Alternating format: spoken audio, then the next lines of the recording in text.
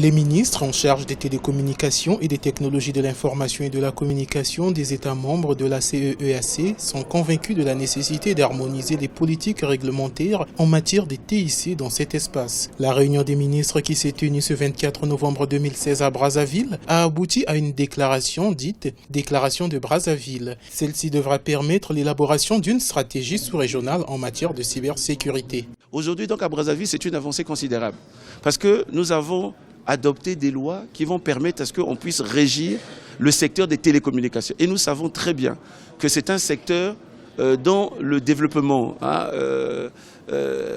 est très accéléré.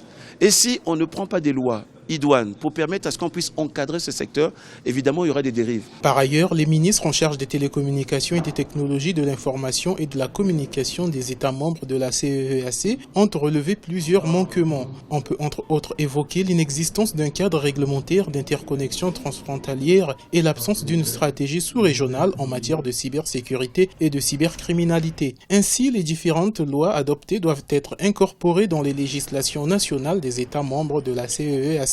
Les ministres en charge des télécommunications et TIC de notre espace communautaire ont aussi manifesté leur volonté à ce que les États membres puissent incorporer dans les législations nationales les différentes lois qui ont été adoptées à leur niveau.